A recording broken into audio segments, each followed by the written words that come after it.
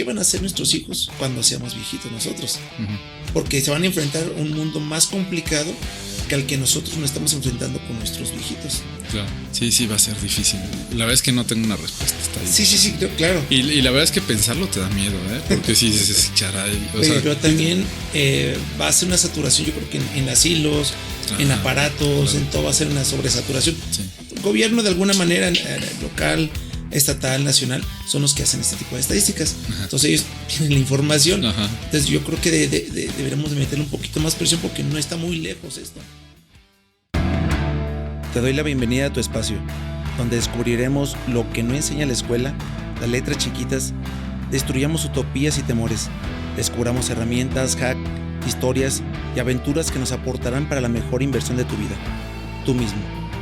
Soy Josué Magaña, esto es El Cubo. Bienvenido, bienvenida. ¿Qué tal? Buenas tardes. Continuamos con los podcasts del Cubo en la segunda sesión. De las otras que ya estamos por ahí planeando y grabando la primera temporada. En esta ocasión vamos a platicar sobre un tema un poco relevante, yo creo que muy relevante, que no lo veo porque no tenemos la cultura todavía, cómo vamos a vivirlo, cómo lo estamos viviendo, hacia dónde vamos, o incluso hasta de dónde venimos en cuanto a temas geriátricos, su entorno, sus características, los pros, los contras, los mitos. En esta ocasión invitamos a un amigo, Octavio Duarte. Él me solicitó que lo tuteara y pues bueno, como parte de presentación, que nos pudiera comentar quién es Octavio Duarte. Octavio Duarte es una larga historia. Bueno, antes que nada, muchas gracias por la invitación. Para mí es un gusto estar aquí. Bueno, para empezar, yo soy médico geriatra, tengo también alta especialidad en geriatría neurológica, pero en sí me dedico principalmente a la geriatría, ¿sí? Entonces, la geriatría es una rama de la medicina que se encarga precisamente de los cuidados propios de la vejez en cuanto al diagnóstico, tratamiento y prevención de enfermedades crónicas, ¿sí? Ok. ¿Está bien decir vejez, adulto mayor? Okay. Bueno, ahorita ya es mucho juego con esta moda de palabras. Entonces, ¿qué está bien decir o qué pudiera ser ofensivo o no ofensivo? Bueno, realmente vejez se define más que nada como en relación a una etapa de la vida propiamente. Y hay varios términos para la persona adulta mayor, que es correcto. O sea, la verdad es que se menciona anciano, viejo, etcétera. Para muchas personas realmente lo correcto es decir viejo, ¿sí? Pero hoy en día, ya por parte de algunas organizaciones, sugieren más el uso de persona adulta mayor como término. Esto es a partir de 50, 55, 60, 65 años. ¿Cómo se manejan estos rangos? Es muy buena pregunta ahí, porque realmente nos basamos principalmente en una edad biológica como para definir quién es una persona adulta mayor, pero realmente es la forma más fácil, tomando en cuenta una edad cronológica, ¿no? Pero la verdad es que hay varios tipos de edades. Se habla de una edad biológica, una edad funcional, etcétera. Pero la edad biológica, la edad cronológica propiamente como geriatría, bueno, como persona adulta mayor, lo definen una persona de 60 o más años de edad, de acuerdo a la Organización Mundial de la Salud. Pero depende mucho de la región. Por ejemplo, en los países de primer mundo incluso hay algunas propuestas de 70 años o más, porque tienen otros modelos de envejecimiento diferentes a lo que nosotros tenemos. Un poco también más longevos, ¿será?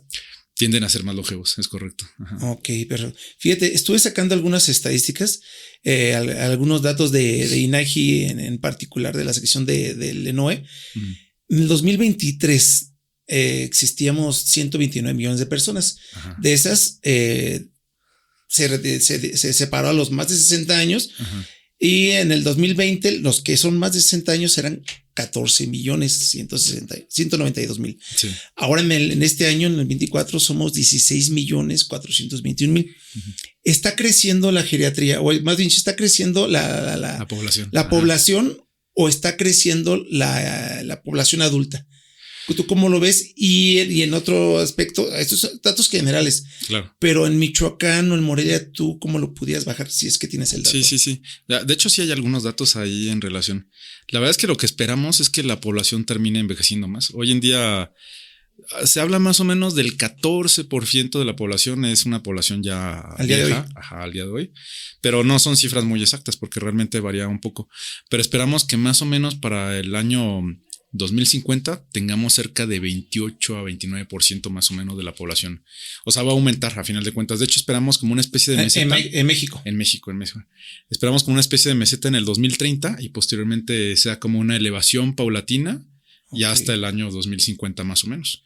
Por ahí. De hecho, pasa lo mismo en la mayor parte de las regiones del mundo. O sea, la población a final de cuentas termina envejeciendo. Pero eso sí, hay países que ya están más longevos que nosotros, ¿no? Por ejemplo, Japón en el 2015 fue el primer país del mundo que logró tener el 30% de su población vieja.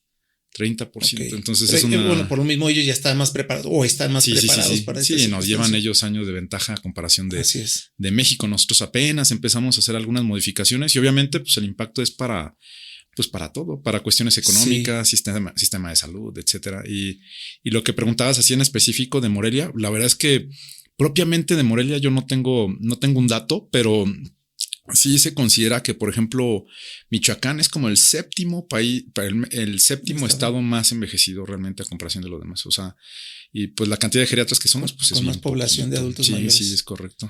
Fíjate, estuve buscando otro dato dentro también del INEGI para el 2020. Obviamente apenas está haciendo el último estudio de 4.748.000 personas aprox. Aquí en Michoacán en el 2020, bueno, eran 2.444.000 mujeres, 2.306.000 para hombres. De estos se sacó un número aproximado, si hicimos en el 2020, de 554.000 adultos mayores. Esto representó en el 2020 el 11% de la población de la entidad. Se cree que para Michoacán, está creciendo cada 10 años 2.5 en un aproximado. Ahorita, como dices que a lo mejor no una tendencia tan fuerte, va a 2.5. También se cree que a partir del 2030 o 2050 va a haber un aceleramiento o una aceleración que va al mismo tiempo con una disminución de la natalidad. Es correcto. Que ya son muchas cuestiones dentro de... Para el 2020 entonces decíamos, si 554.000 adultos mayores, se espera que para el 2050 en Michoacán, según INEGI, seamos más de 1 millón de adultos mayores, 1.112.000 adultos mayores aproximadamente, con la tendencia que ahorita se tiene. No están tomando en cuenta que la aceleración que va a haber en algún momento y todas las otras estadísticas poblacionales que vamos a estar teniendo.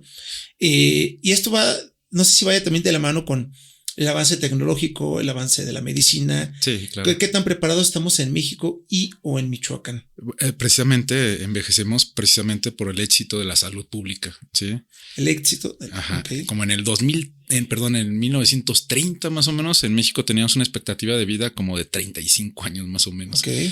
Entonces date cuenta que pues prácticamente un siglo después ha aumentado bastante, casi se terminó duplicando. Ahorita ya le estamos pegando en México casi a los 80 años la mujer. 79 años, por ahí va, cifras vienen, pero es algo variado. Pero sí, sobre todo tiene que ver porque tenemos pues un sistema de salud que obviamente tenemos nuestras grandes deficiencias, pero al menos ya la población ha envejecido un poquito más porque tenemos mejores controles cardiovasculares, etcétera. O sea, son varios factores. Pero ¿sabes qué?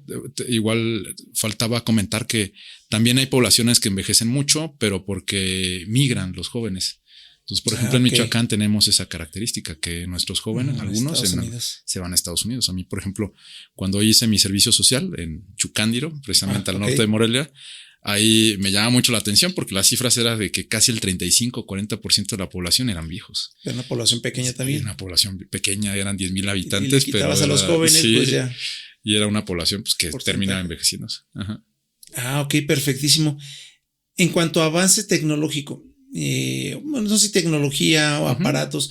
Normalmente yo cuando me doblo un tobillo, me pasa algo, pues ahí con mi bastoncito y mi paracetamol, mi diclofenaco, y hasta ahí llegué. ¿Qué tan costoso puede ser? ¿Qué tan alto puede ser el costo? Ya estamos hablando a partir de los 60, 65 años. Tú dices, hay un éxito ya. Sí.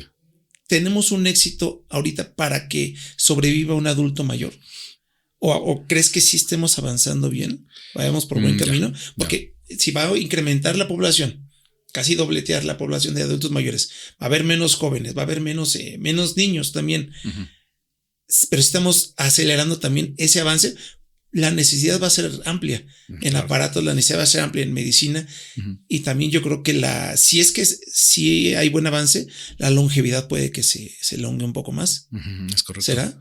De hecho, la tendencia es que aumente la expectativa de vida, pero tocaste un punto muy importante que también tiene que ver con calidad de vida y ser autónomo, ¿sí? Sí. Entonces, no es vivir por vivir. Sí, o sea, por ejemplo, nosotros en geriatría tenemos algo que tomamos en cuenta mucho, nosotros le llamamos funcionalidad, que es más que nada la autonomía, que la persona pueda ser y hacer lo que él quiera, a final de cuentas, ¿no? Entonces, es donde tenemos mayor impacto a final de cuentas, porque pues, podemos prolongar mucho la expectativa de vida de un paciente, pero pues en malas calidades, pues tampoco es lo adecuado, ¿no? Entonces, uno de los objetivos es que sigan siendo totalmente autónomos. Yo creo que en ese tema nos falta todavía en nuestro país, ¿sí? O sea, hemos tomado en cuenta mucho, sobre todo los cuidados en los adultos jóvenes, pero obviamente las necesidades de nuestro sistema de salud ya van cambiando, ¿sí? De hecho, en el 2015... Para mejor. Sí, han mejorado ya, la verdad, pero nos falta todavía. En el 2015, la Organización Mundial de la Salud emitió un documento que se llama Informe Mundial sobre el Envejecimiento y Salud. Y este informe, que hay resúmenes, porque la verdad es que es prolongado el documento, pero parte de ellas son como recomendaciones que realiza los sistemas de salud, que dicen, oye, ¿sabes qué? Tu sistema de salud tienes que tomar en cuenta que mucha población envejecida va a tener cierto grado de dependencia y tienes que tener asilos en buena calidad o estancias diurnas que son lugares que nosotros realmente todavía no tenemos como la cultura o la verdad se hacen, porque tampoco hay una ley que la rija todavía. Está en desarrollo todavía esa ley como para los sistemas de salud de cuidados crónicos. Y la otra, los cuidadores, que creo que ya ahorita en asuntos políticos lo han tomado mucho, pero para otros países ya es parte necesaria. O sea, los países le pagan a los cuidadores para que se encarguen de todo este tipo de cuestiones. Entonces, muchas de esas políticas todavía nos falta como para desarrollar, que ya se han tomado en cuenta y hay personas que se empiezan a dedicar. Ya hay iniciativas, afortunadamente, pero creo que todavía nos faltan. O sea, hay países que son más pequeños, por ejemplo, Uruguay, ellos ya tienen un sistema de cuidados crónicos, pues, o sea, tienen asilos en su sistema de salud, etcétera. Y nos falta todavía eso. Ahora, tú mencionabas, yo creo que va de la mano todo esto, el sistema de salud, la política, porque obviamente primero una y otra para autorización. Y también mencionabas la autonomía. ¿Qué es un adulto mayor autónomo para ti como geriatra? Bueno, realmente una persona autónoma es aquella que puede satisfacer todas sus necesidades por él mismo, ¿sí? A grandes rasgos, porque hay otras definiciones más estrictas. Claro. Pero realmente lo que buscamos es que esa persona siga realizando lo que él quiera realizar a final de cuentas, ¿no? Y que no tenga como una barrera donde tal vez no pueda salir de la casa y hacer otro tipo de actividades. Entonces es lo que buscamos principalmente en los pacientes. La verdad es que todo esto lo empezamos a construir desde que somos jóvenes, ¿sí? O sea, cuando envejecemos obviamente tiene su impacto muchas de las cuestiones preventivas, pero generalmente tiene más impacto cuando nosotros empezamos a tomar como medidas muy preventivas desde que somos más jóvenes, casi desde que nacemos prácticamente. Claro, pero entonces en el actual México que conocemos, sistema de salud, sistema político, que el nivel de autonomía que pudiéramos identificar, no necesariamente físico, porque pues hay algunas circunstancias que no se puede, no estamos listos todavía al día de hoy. No, yo creo que no. Todavía nos falta construir muchas cosas. De hecho, hay algunas cifras que sí son de miedo, por así decirlo, y algunos pequeños estudios que se han realizado en México dicen que las personas en los últimos 10 años de su vida tienden a ser dependientes. Sí. Entonces que no pasa lo mismo en otros países donde son autónomos y no sé, algún infarto o X cosa y fallecen, ¿no? Entonces no es normal. No, no debería ser normal. No deberíamos de normalizar la dependencia. O sea, pero en nuestro medio, sobre todo en Latinoamérica, tendemos a normalizarlo mucho, de que pues, te vuelves viejo y más dependiente. Pues en otros países no pasa lo mismo, ¿no? Pero esto, ¿por qué se dará? Estos últimos 10 años, ¿de qué dependen? ¿O de quiénes dependen? Yo creo que depende mucho del sistema de salud. Si bien hemos mejorado, tenemos todavía muchas desventajas. Claro. Por ejemplo, el Instituto Mexicano del Seguro Social, el ISSSTE, sabemos que están saturados, que mucha gente va a atención particular y todavía falta como mucha coordinación, ¿no? Porque en otros países, por ejemplo, aceptan que los sistemas de salud no tienen esa cobertura, pero al menos generan como bases como historiales médicos digitales, donde tal vez el médico particular puede entrar al expediente del paciente y revisar y ver que ya tiene. Y creo que ahí nos falta mucho todavía como para tratar de compensar esas deficiencias, porque son deficiencias que tenemos que aceptar que faltan.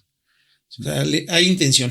Sí, exacto. Hay intención, sí. Y también depende de cada médico. Entonces, depende, sí. Del médico que te toca en el IMSS, del médico que te atiende en lo particular, sí. La comunicación. Pues es difícil porque también, a final de cuentas, la medicina es un arte y sabemos que, bueno, es una ciencia y un arte, pero sabemos que a final de cuentas pues, los puntos de vista puede llegar a variar, ¿no? Y luego de repente te encuentras con pacientes multimórbidos, que es la presencia de 2 o más patologías. Y de repente, pues, el cardiólogo te dice algo, el endocrino te dice algo, el nefrólogo te dice algo. Y obviamente, hace rato, por ejemplo, daba una plática. Les decía a los médicos familiares, pues justamente de repente pasa que el nefrólogo dice, mis metas de la presión son estas. Y el cardiólogo dice, no, mis metas son estas. Entonces no puedes como... Pueden chocar algunas. Sí, y es difícil de repente el conciliar la información, ¿no? Claro. Y pasa lo mismo en el medio privado. Que al no existir un expediente físico, pues también los médicos de repente vuelven a realizar estudios que ya no se tenían que hacer, etcétera. Entonces impacta mucho en la economía también del familiar y del paciente, obviamente. Claro, porque ya estás mencionando más de una especialidad de atención. Es correcto. Porque el regreso al caso, nosotros nos doblamos el tobillo y vas con un médico familiar, médico general, te atienden, te tomate esto, claro, una pomadita, una venda y ya estuvo. Y además fuiste con el médico, una torcidita a lo mejor a esa etapa se te puede mezclar con muchas otras circunstancias. Entonces ya vas a atenderte con más especialistas, lo cual es más dinero, más medicamentos y probablemente, pues no sé, ojalá no vaya, pero más aparatos.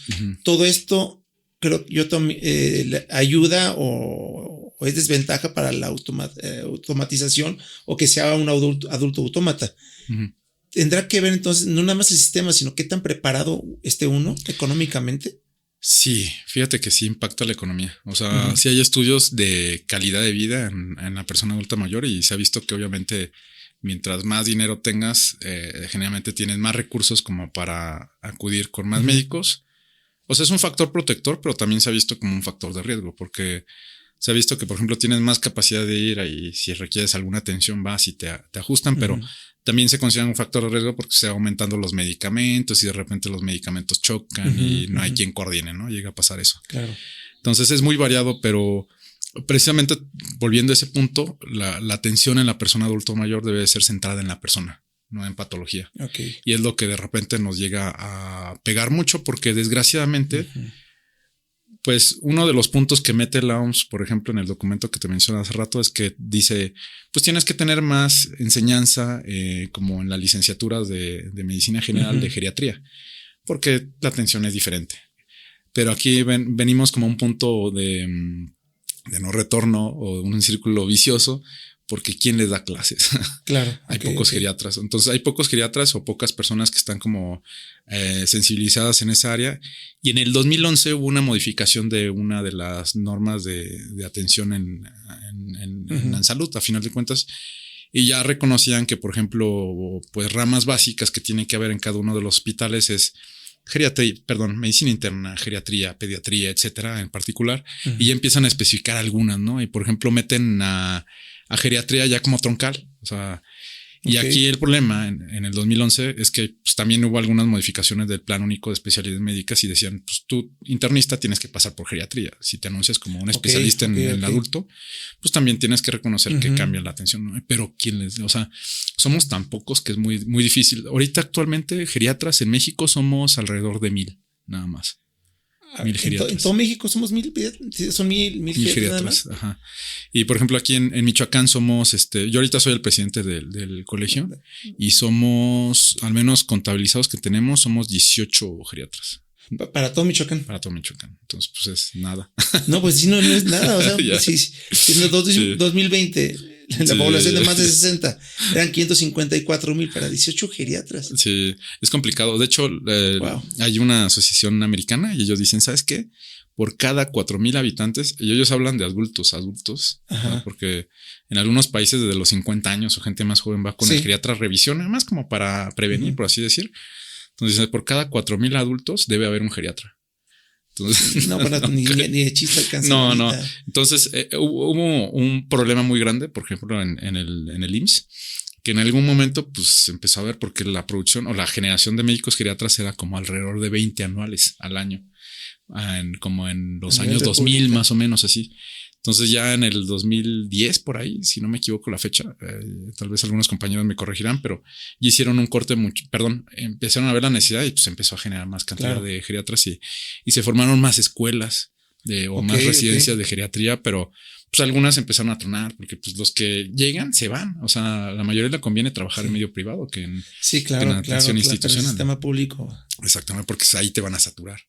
Entonces es medio, o sea, se hace un círculo vicioso y pasa lo mismo que la educación es mal pagada en México, ¿no? Por ejemplo, si tú vas a una universidad y tú vas a dar clases, pues te dicen, te van a pagar tal vez, no sé, 100 pesos la hora. Pero tienes que tener una planeación donde te quita mucho tiempo y es sumamente difícil. Mejorar también un poco más la política. Es correcto. Todavía falta. Los sueldos y salarios. Sí, es difícil todavía. Pero, por ejemplo, a mí me tocó crear parte del temario del programa de la Universidad Michoacana de San Nicolás de Hidalgo, de la Facultad de Medicina. A mí me invitaron a mí para generar este programa de cómo va a ser la atención, pero lo que me terminan diciendo es que lo van a dar los internistas porque pues, son del sindicato. Entonces ya dices, bueno. Sí. Entonces, porque son 18, pero depende de muchas cosas, de muchas políticas, muchos sindicatos, muchos grupos. Muy difícil. Entonces, obviamente, pues mientras más aumentemos la cantidad de geriatras, pues obviamente las políticas se van modificando paulatinamente, ¿no?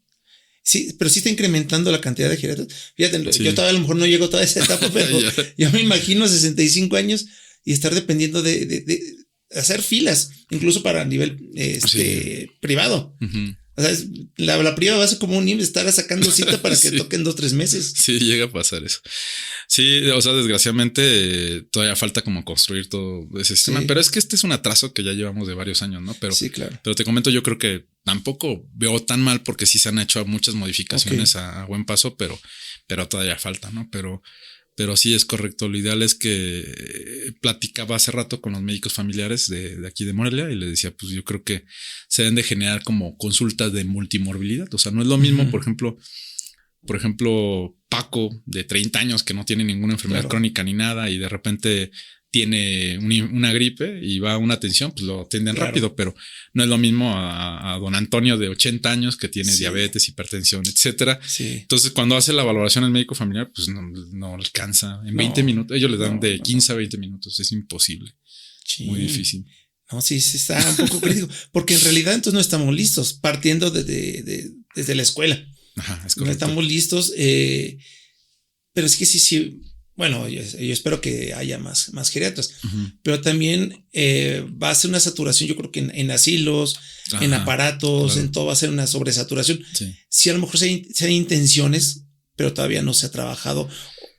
A lo que voy, el gobierno de alguna manera, local, estatal, nacional, son los que hacen este tipo de estadísticas. Entonces ellos tienen la información. Entonces yo creo que deberíamos de meterle un poquito más presión porque no está muy lejos esto. Estás mencionando que las primeras alertas o ya puntos rojos van a empezar en el 2030. Estamos hablando que en 6 años. Ya, prácticamente. Y ahorita se lo tiene que chutar 18 geriatras. Tienen que prepararnos y todo para eso. O sea, va a estar complicado y va a estar una competencia también. Igual también es este objeto de negocio para que vean, para que quieran estudiar geriatría o que quieran poner un negocio de aparatos ortopédicos o de asilos, porque va a ser un boom también. Sí. Tanto, ojalá sea también un boom en la medicina, pero si los empresarios o más áreas se vieran de estas estadísticas, sí hay una muy buena oportunidad. Y obviamente pues para mejorar, para beneficio de la población. Pero tendría que empezar por gobierno a hacer algunas iniciativas más fuertes, porque yo lo siento un poco suavecito lo que me comentas para la alarma que puede llegar a ser. Sí, se tienen que hacer modificaciones paulatinamente, pero la verdad es que sí es una oportunidad de trabajo para muchas personas. Por ejemplo, ya lo han mencionado los políticos, los cuidadores, ¿no? Que no es algo nuevo, es algo que ya lleva años y más bien nadie no se había tocado el tema, pero por ejemplo otros países sí le dicen, oye, ¿sabes qué? Pues tú me conviene que mejor yo te pago porque es mejor que... O sea, yo prefiero pagarte más bien de los cuidados porque de repente son pacientes que llegan al hospital y son más caros a final de cuentas, ¿no? Entonces el trabajo de cuidador es muy importante. Por ejemplo, otros países tiene universidades y forman cuidadores, formales, así le llamamos nosotros. ¿Para adultos mayores? Sí. Y por ejemplo aquí, por esto digo, sí es una pues obviamente oportunidad de trabajo a final de cuentas. Claro. Y generalmente aquí en México son informales, que son los familiares. Generalmente por estadística es la hija menor. Una enfermera o algo, sí, ya se le contrata. Por eso es muy costoso ahorita. Entonces quiero ver o pensar que en algún momento pues va a bajar todo porque va a haber más competencia de todo, me imagino. Pero bueno. Se va a regularizar, sí, me imagino. Deberíamos de empezar a prepararnos. O por ejemplo, a nivel de arquitectura, también hay arquitectura e ingeniería. A final de cuentas, también, por ejemplo, a mí, por ejemplo, lo que me tocaba vivir en España y también en Uruguay lo llegué a ver, es que, por ejemplo, tienen como áreas donde hacen modificaciones de las casas. Las adaptan a las necesidades. Sí. Es eso integral tú lo sabes, cuando tú compras tu casa o haces tu casa de primera intención, no tomas en cuenta que vas a envejecer. Escalones de cristal bien bonitos. Sí, entonces muchas veces, de hecho, tu casa se vuelve una barrera, una trampa, no puedes salir. Puse hasta mi tubo de cazafantasmas para bajar y todo. Exacto, entonces ya van haciendo modificaciones paulatinamente algunas cosas. Y por ejemplo, me tocaba ver también que instalaban aparatos como tú mencionas, que son como de atención médica, ¿no? De repente no sé, pasa algo, aprietas un botón que es como una especie de interfón y habla a tal persona y dices, necesitas algo y ya. Claro. Entonces son como también otras áreas. Aquí en Puebla en algún momento una empresa trabajó eso, pero no tuvieron como la difusión suficiente y no les pegó, pero sí hay forma de trabajar de ese tipo y los asilos que obviamente pues es una necesidad muy importante, ¿no? Sí, poquito está a tope. Está a tope, es muy poquitos y en realidad estaba viendo también más personal como nutriólogas, como médico de base. Entonces se necesita más preparación, se necesita ampliar esto. Sí, ya afortunadamente ya hay áreas que ya están participando en la regulación de esas leyes de los asilos, porque desgraciadamente en México pues, cualquiera podría abrir un asilo y de acuerdo a lo que ellos pensaran, ¿no? Por eso de repente vemos un asilo y lo vemos como algo triste, ¿no? De repente, pero la verdad es que, por ejemplo, allá en España, yo me fui a Navarra, en Pamplona, y en Pamplona lo de las corridas de toros y todo eso lo hacen para un asilo. Entonces es el asilo de los más grandes de España, es para 500 residentes más o menos. Y lo que hacen es todos los recursos los meten para el asilo, y el asilo son edificios gigantescos y muy bien adaptados y aparte con personal suficiente de enfermería geriátrica, rehabilitadores, o sea, no solamente un lugar donde prácticamente los tienen sentados y ya nada más o exponentes al sol, hacen muchas actividades también.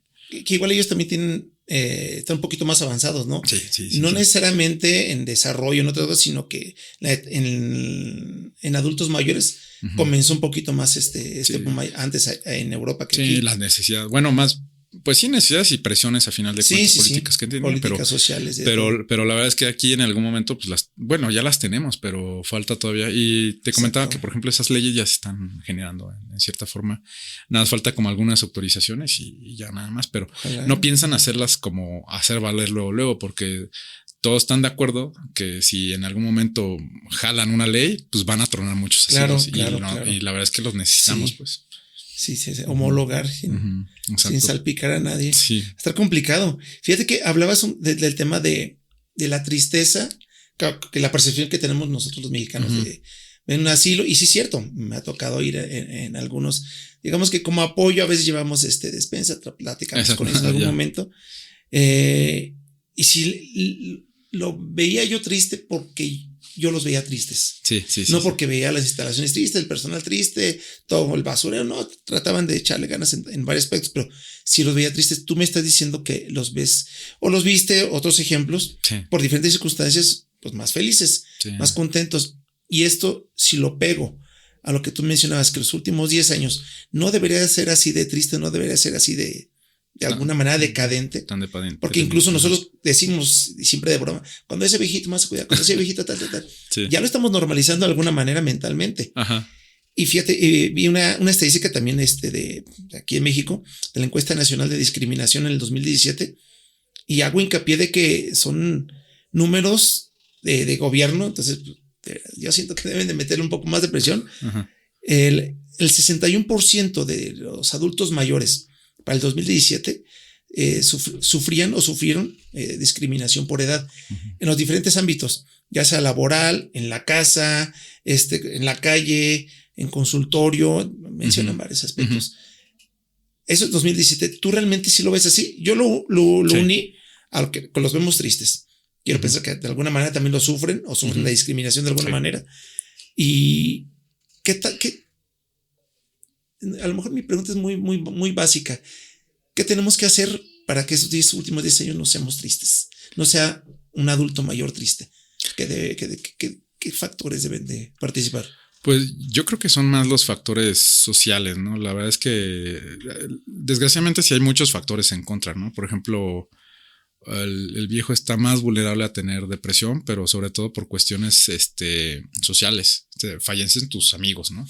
Sí. O sea, empiezan a fallecer tus amigos, tus contemporáneos generalmente disminuyen, de repente ya los hijos no te visitan como antes y de repente la movilización es más difícil, ¿no? Entonces, yo creo que son más cuestiones sociales propiamente, ¿no? Entonces, pues nosotros ahorita, o sea, tú y yo lo debemos de pensar porque al final de cuentas debemos de generar la presión como para modificar estos factores porque nos va a tocar en algo. Si bien nos va, vamos a envejecer.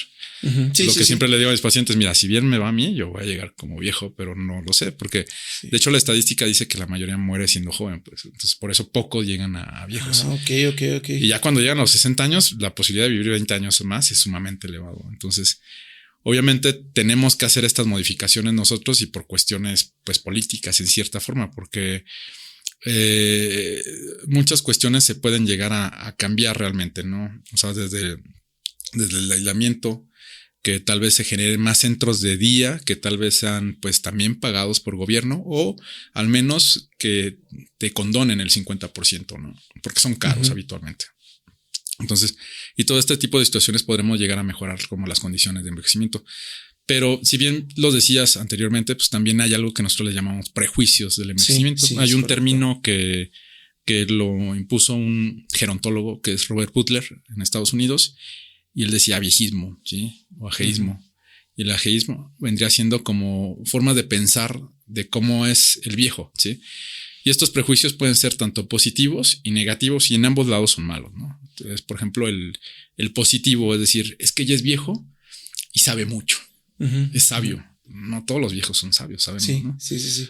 O por ejemplo, es un viejo y no, sabes que ya no sirve, ya no hace esto, etcétera, ¿no? Entonces, son prejuicios que también tienden a ser negativos. A final de cuentas, pues la persona es totalmente independiente, a final de cuentas, claro, ¿no? Entonces, esos prejuicios sí nos pegan, porque también en cuestiones políticas, pues nuestros políticos también llegan con esos prejuicios de repente y es lo que llega a pegar como a las decisiones que se van a llegar a generar. Pero yo francamente creo que la única forma de mejorar las condiciones de envejecimiento aquí en México es por medio de presión política, pues, o sea, en algún momento tenemos que reformar leyes, modificar algunos aspectos, ¿sí? Y es difícil porque todos envejecemos totalmente diferente, algunos más dependientes que otros. Es muy heterogénea el envejecimiento a final de cuentas y algunos tal vez no requieren tanto apoyo a comparación de otros, ¿no? Yo creo que todavía se tiene que modificar todavía eso. Esto es pensando en algún apoyo gubernamental, basándonos o comenzando desde las leyes y eso pues ya trae muchas fichas de dominó. Claro. Pero de manera particular, tú has trabajado con muchos adultos mayores, casos muy complicados, otros casos a lo mejor un poco no tanto. ¿Cómo yo, Josué, o tú, Tavo, cómo te preparas para tu vejez? Tú en lo particular. Olvidándonos del tema gubernamental o olvidándonos de que si... Como mi parte. Pues, si alguien quiere más hacer política, que sea un bonus extra. Sí. Pero tú, ¿cómo te preparas? Bueno, a ver, chavos que nos escuchan, nos ven de 20, 30 años, 40, 50, o alguien ya está acercándose a los 60. ¿Tú qué quieres que tengamos que hacer para prepararnos particularmente?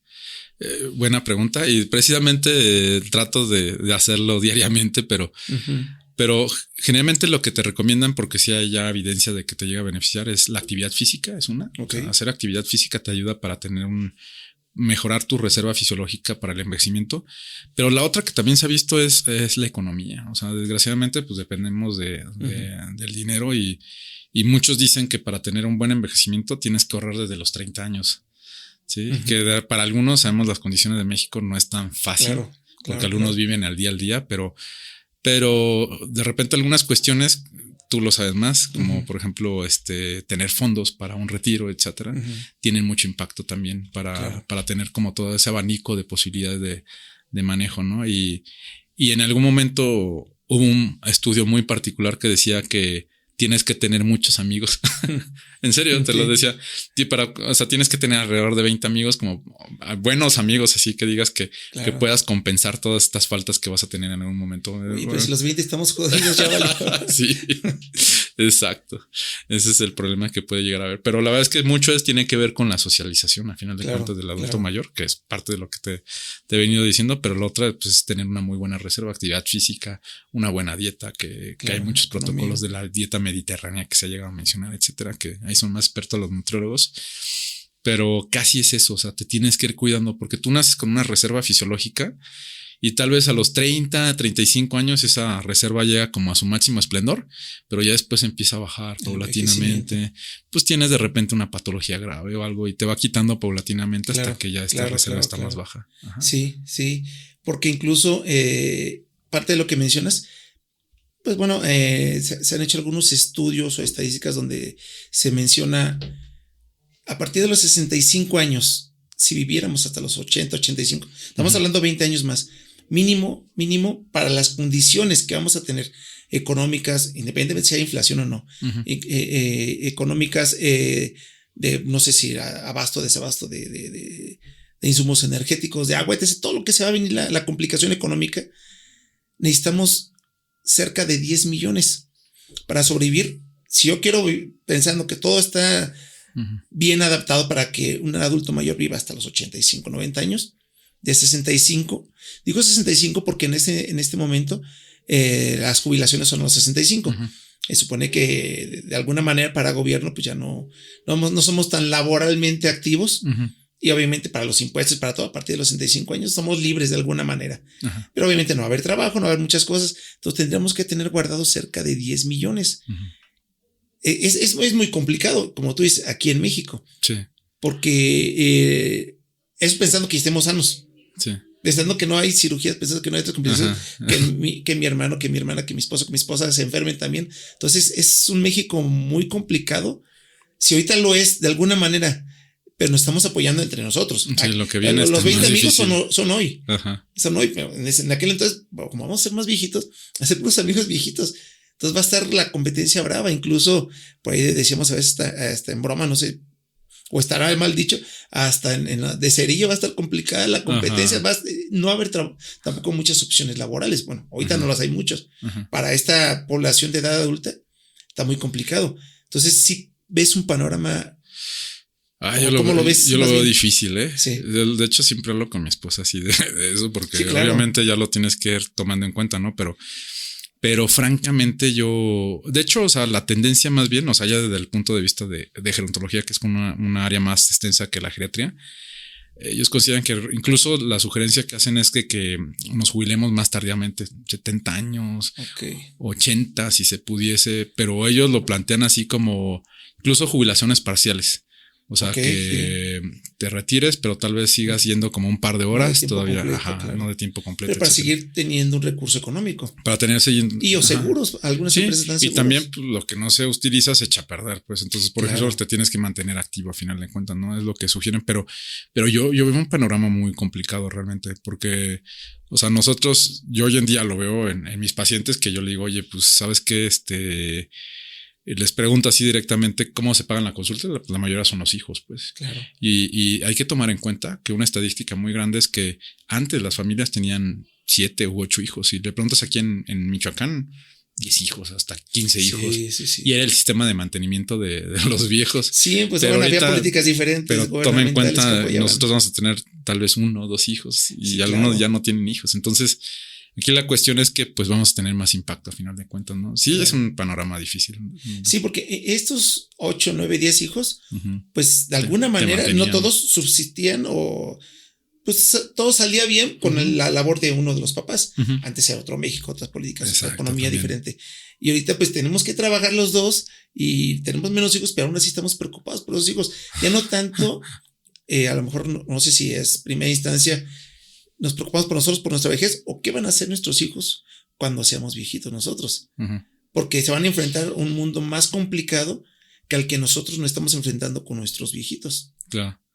Sí, va a ser difícil. La verdad es que no tengo una respuesta, está difícil. Sí, claro. Y la verdad es que pensarlo te da miedo, ¿eh? Porque si dices, charay, o Oye, sea, si tú eres el geriatra y te da miedo, imagínate yo que no sé nada. Sí, no, y que me voy a yo más enfrentar bien a lo porque mismo. me pongo empático viendo qué les pasa claro. a mis pacientes y digo, y veo que las condiciones pues no son nada fácil para ellos, ¿no? Y ellos teniendo, no son fáciles. Y ellos, por ejemplo, yo en medio institucional, pues es complicado y eso que pagan un servicio que muchos consideran que realmente quien gasta el servicio de salud o los sistemas de salud son precisamente los viejos, porque son consumidores principalmente y son los que se te hospitalizan y generalmente el sistema de salud es un bien social, o sea, se paga por los pacientes sanos, así pasa, ¿no? Y a final de cuentas, pues obviamente aumentando la cantidad de pacientes que en algún momento podemos llegar a tener, yo creo que va a ser difícil que los sistemas de salud sobrevivan con estas condiciones que tenemos, se van a tener que adaptar. O sea, tenemos que modificarlos o unificarlos, pues, que es lo que ya se llegó a plantear también. Porque en incluso momento. puede que las escuelas privadas empiecen a sacar también esa carrera o algo. Mencionabas gerontología y geriatría. ¿Cuál es la diferencia, perdón? Mira, fíjate que gerontología propiamente es una ciencia, lo reconocen. La gerontología es una ciencia que se encarga del estudio del envejecimiento propiamente. Entonces es súper amplia. De hecho, ellos tienen algunas ramas que, por ejemplo, está gerontología social, está gerontología clínica y parte de la gerontología clínica está la geriatría propiamente, ¿no? Entonces, en otros países forman licenciados en gerontología, es parte de la universidad, pues a final de cuentas. Claro. Aquí en México sí hay como ciertos cambios. Por ejemplo, tengo entendido el UNAM sí lo tiene y el Politécnico también lo tiene, pero muchos llegan a ser como más bien como diplomados o en geriatría y en gerontología de repente, ¿no? Que es válido porque al final de cuentas es un punto de apoyo, pues porque pues no te puedes aventar tú como geriatra a toda la población, necesitas apoyo al final de cuentas. Claro. Pero sí, la gerontología es mucho más amplia, es una ciencia propiamente. Entonces hay muchas ramas de la gerontología. Ok. Yo estoy viendo que con las deficiencias que ahorita mencionamos, pues te toca hacerla de psicólogo, de geriatra, de diversas especialidades o ramas, porque es complicado decirle al paciente también, ¿sabes qué? Con él. Tienes esto y tienes que ir con varios especialistas. Y económicamente, aunque tengas a lo mejor el dinero, pues tomamos eso. No lo puedes hacer. Es costoso. No es propiamente una herramienta del geriatra. Bueno, que me faltaba complementarte lo que te había dicho anteriormente. Más bien geriatría es como la rama de la especialidad de la medicina. Ok.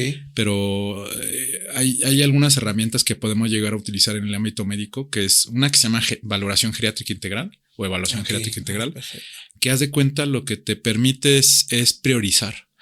O sea, ¿sabes qué? Yo sé que tienes esto, pero a final de cuentas, tal vez esto lo podemos hacer después y ahorita prioriza esto. Obviamente siempre viendo al paciente como una persona, no tanto por patología, pero hay áreas que tú dices, mira, esto lo vamos a hacer después ya para poner cierto orden. Y la cuestión es que de repente, pues todos los medicamentos tienen una cara buena y una cara mala, como siempre le digo a mis pacientes. La cara buena es la que te venden, pero la cara mala también hay que vigilar, que son efectos adversos, ¿no? Entonces el paciente viejo ya no tiene el mismo hígado, no tiene el mismo riñón, y las interacciones pegan mucho, ¿no? Y de repente tienes pacientes con 20, 40 fármacos. Creo que mi récord fue 40 fármacos en diferentes horas. No, necesita doble pastillero. Sí, no, es complicado. Entonces ahí tienes que decir, ¿sabes qué? Pues te tengo que quitar algunos medicamentos que no son importantes y que no te van a modificar nada. Sí, algunos ya no te están ayudando tampoco. Sí, algunos que me toca ver que de repente hay algunos medicamentos que te voy a dar este medicamento, pero te va a servir en 10 años. Y tú dices, pues no, mejor lo quitamos. Y luego de repente el bolsillo.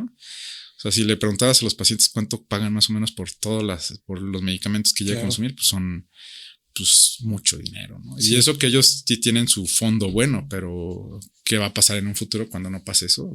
Es complicado. Fíjate, está complicado al día de hoy. Sí. Hay una estadística también que vi en una encuesta nacional de dinámica demográfica de 2018. Insisto, son encuestas que se trabajan a nivel gubernamental, entonces ellos tienen los datos. Para los adultos de 60 y más en ese año, en 2018, 51 de cada 100 ya tienen una discapacidad. Entonces, va a haber más adultos mayores, obviamente va a incrementar el porcentaje de la discapacidad.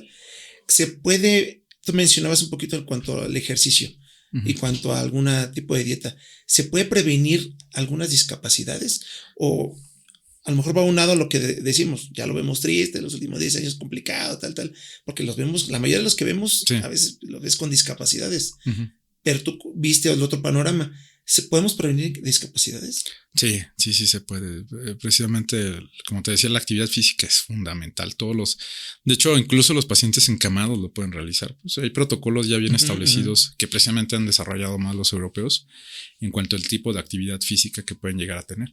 Y la idea, pues, es evitar precisamente la discapacidad, o sea, que sigan siendo totalmente funcionales los pacientes, pero obviamente hay que darle alternativas a los pacientes que llegan a tener una discapacidad, pero sí, prácticamente actividad física y nutrición es lo que tienen más impacto. Y fíjate, no son medicamentos, pues. Sí, claro. No, y incluso también estaba pensando más allá. ¿Qué tanto influye la discapacidad, o no sé si se puede decir discapacidad mental? Ya. Aquí la cuestión es que hay mayor riesgo de problemas cognitivos también en los pacientes viejos, ¿no? Que es otra de las áreas que yo me encargo. Entonces, no todos los pacientes llegan a desarrollar alguna demencia o algún déficit cognitivo propiamente, pero la verdad es que la posibilidad es más elevada en los pacientes por cambios en la fisiología, por así mencionarlo, ¿no? O factores de riesgo que se pueden llegar a presentar. Entonces, el realizar, el detectar este tipo de pacientes tiene mucho impacto, porque muchas de las veces nosotros normalizamos los olvidos o cuestiones así. Así es. Entonces, si metemos como estadística, se menciona que a los 70 años más o menos es alrededor del 15 al 20% de la población que tiene algún problema cognitivo como alguna demencia, ¿sí? Okay. Pero ya después de los 90 años se eleva bastante, 30% más o menos. También va muy de la mano con los factores de riesgo cardiovascular que nosotros llegamos a tener en México, que no están muy bien controlados, y porque la demencia más frecuente es por enfermedad de Alzheimer a nivel global, pero la vascular tiene números muy importantes, sobre todo en Latinoamérica. Pues si nosotros pensamos que las vasculares pegan más aquí por factores de riesgo diabéticos, hipertensos, etcétera. Sí. Ajá. Oye, el estado anímico, aquí nos dicen, bueno, siéntete bien, actívate mentalmente, puedes amortiguar ciertas circunstancias. A lo mejor muchos, y yo una vez se lo dije a una otra, bueno, pues tú eres joven también. Tú lo dices muy fácil, pero ¿cómo le dices a un adulto mayor? ¿Cómo trabajas esa parte del estado anímico? ¿Y qué tan relevante es el estado anímico para la salud? Bastante, tiene que ver mucho con calidad de vida. El mayor riesgo es depresión, pero también la ansiedad va muy de la mano con la depresión en el paciente viejo. Y mucho tiene que ver porque de forma fisiológica disminuye algo que se llama serotonina, aunque es hipotético. La teoría de la serotonina, pues a final de cuentas, que tiene que ver con la depresión o ansiedad, tienen que ver muchos neurotransmisores a final de cuentas, ¿no? Entonces la serotonina baja. Entonces el paciente viejo tiene mayor riesgo de llegar a presentar depresión y ansiedad. Es una prevalencia muy, muy elevada. Y sobre todo tiene que ver con cuestiones sociales, como ya te había mencionado anteriormente, de que tienes más aislamiento, etcétera, o ya no sales tanto como antes. Pero la otra, o uno de los mayores riesgos que se pueden llegar a presentar, es que también tiene mayor riesgo de suicidio el paciente viejo, ¿no? Y de repente eso no lo valoramos. Entonces, obviamente hay medicamentos que pueden llegar a beneficiar, los antidepresivos precisamente, que son muchos, pero generalmente en el viejo tardan más en tener un efecto y tiende a ser muy abandonado porque no se sienten muy bien inicialmente y ya después tienen cierto efecto. Pero siempre de la mano tiene que ver también otras áreas de la salud como psicología. Primero hay que manejar con antidepresivo y ya cuando están un poco más estables ya valoración por psicología y obviamente si se depende o se requiere, pues valoración por psiquiatría, pero generalmente el ámbito de la geriatría tiende a tratar de coordinar todo, ¿sí? De tal forma de que somos muy holísticos, por así mencionarlo, ¿no? De tal forma que tal vez vas a pedir como el punto de vista así como en particular, pero obviamente hay que pulir todo de acuerdo a la necesidad del paciente. Pero mucho tiene que ver también el entorno, o sea, tienes que mejorar la situación social del paciente. Entonces, prácticamente nosotros, a lo mejor nuestros rangos de edades hacia abajo, de nosotros depende mucho ahorita el estatus, no sé, sentimental, de ánimo de nuestros adultos mayores. Porque si tienes tu pastillo de 40 y te tomas tus analgésicos que te puso el psiquiatra, tal, pero tú sigue el mismo entorno sucio o que los ensucia no mentalmente, sino muy favorable, más aparte su envejecimiento celular, neuronal, no sé, no hay tanta sinapsis, no sé, hay muchas circunstancias. Sí depende mucho de nosotros ahorita el estado de nuestros viejitos. Sí, como familia sí, y es complicado, ¿no? Porque de repente tú lo sabes, ahorita es una sociedad donde pues tú tienes que estar chameando y de repente no como otros países que tal vez nada más trabajas tus 8 horas y ya.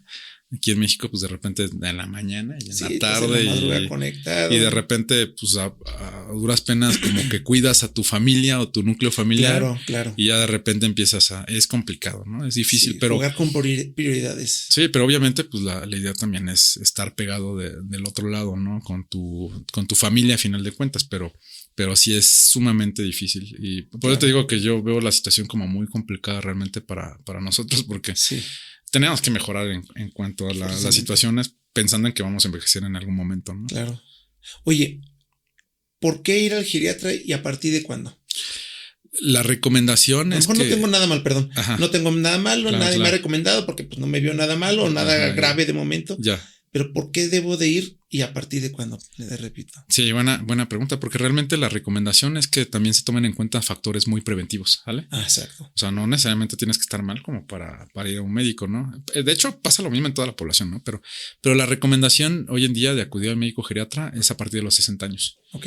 Hay pacientes que tú dices, ¿sabes qué? Estás muy estable, te hago tales recomendaciones.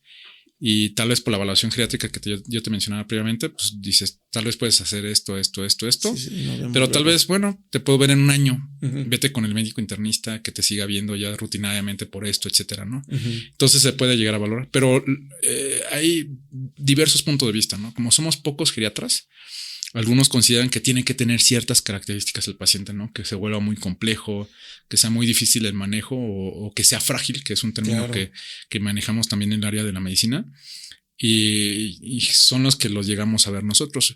Institucionalmente hay varios puntos de corte. Por ejemplo, antes el IMSS solamente permitía que el geriatra los viera a mayores de 75 años. Como ya somos un poco más, somos 500 en el IMSS ya. También trabajo en el instituto. O sea, a nivel nacional son 500 geriatras. No, o sea, somos 1000 a nivel nacional. 1000 geriatras. Institucional en el IMSS propiamente son solamente 510 y 50 bases creo que están libres. Que 1000 para el año pasado, 1000 geriatras para 129 millones de mexicanos. Bueno, no todos son adultos mayores. Claro. Pero, o sea, tomando que es como el 14%, pues sí. Sí, no, incluso yo creo que hasta pudiera ser hasta menos, ¿eh? Bueno, depende del nuevo estudio la nueva encuesta que hagan. Exacto. Híjole, sí, se ve un poco complicado. Ajá. Tú, por ejemplo, ¿qué haces en lo particular? Ya comentamos un poquito, a lo mejor haces ejercicios, esto es el otro. Inversión, yo lo veo como, si tu ejercicio, tienes tu equipo de fútbol, juegas, ahorras, vas al psicólogo, vas al médico, vas a tal. ¿Qué haces tú para prevenir tu vejez? Tú. Yo, pues prácticamente es complicado. Sí. Pero realmente tomo en cuenta mucho las inversiones, o sea, cuestiones de dinero. Trato de cuidarlas bastante bien porque sé que en algún momento se van a requerir. Claro. Pero es prácticamente actividad física, nutrición, obviamente verificar que no tenga alguna enfermedad de forma rutinaria. Okay. Y principalmente, pero la economía, pues sigo insistiendo, la verdad es que marca mucho. Los estudios se ha visto más en bastante. este país. Sí, más en este país, Latinoamérica en general, pero sí, por cuestiones económicas, pues sí es. Te digo, tú eres más experto en esto, pero por ejemplo, lo que hemos visto nosotros en algunos congresos es como no guardes el dinero nada más, o sea, claro, inviértelo más bien. Trabájalo. O mételo, no sé, a planes de retiro, ¿no? Que es como la recomendación general, porque en algún momento se va a terminar requiriendo, pues. Sí, no, pues ya no va a haber jubilaciones, ya estamos en los últimos jubilados. Exacto. Todo va a estar complicado. Y mucho es requerir planes de prevención, ¿no? O sea, de cuestiones de vacunación, por ejemplo, o tamizajes, detectar enfermedades de la forma mucho más oportuna es lo mejor para nosotros que somos jóvenes, ¿no? Okay. Eso es lo ideal. Ok. En cuanto a lo personal y aparte de lo profesional, ¿qué libros recomendarías? Que hayas leído y dices, este me mató para este aspecto, este me mató para este. La verdad es que en particular para mis pacientes, yo no tengo así como algún libro que les diga, claro, mira, te recomiendo este libro, pero sí he encontrado como alguna literatura así que va más para cuestiones como de prevención principalmente, pero libro así como tal no tengo alguno en mente. Que se te cruce. No, alguno no. alguno que tenga en mente, no. De repente más bien les recomiendo para algunos que tienen algunas patologías en específico, que mira, checa este libro que te va a ayudar, ¿no? Ya más hacia la medicina. Por ejemplo, los pacientes que tienen demencia o que tienen problemas cognitivos, como sus cuidadores principalmente los colapsan este tipo. Entonces hay un libro que se llama El día de 36 horas, que es como un manual del cuidador. Les ayuda bastante, les da muchos tips. Pero es muy variado, la verdad. Sí, depende de las circunstancias. Depende mucho de la circunstancia, exactamente. Ok, perfectísimo.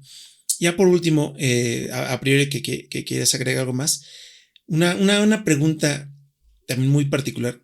¿Tú qué harías tú, Tavo, si tú supieras que el mundo se va a acabar en 24 horas?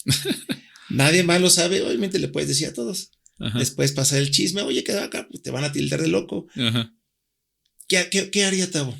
Con todo este conocimiento, con todo esto que tienes, ¿qué harías en 24 horas? Si fuera 24, yo iría con mi familia. Disfrutaría de mi familia. Yo creo que estaría con mi familia y le diría cuánto los quiero pero me trataría de aprovechar el tiempo con ellos prácticamente. Claro. No estar gritando a las 24 horas, se va a acabar el mundo. No. Y bueno, ya no es por último, si alguien te quiere contactar a ti o a tus colegas, ¿hay algunas redes sociales, correos?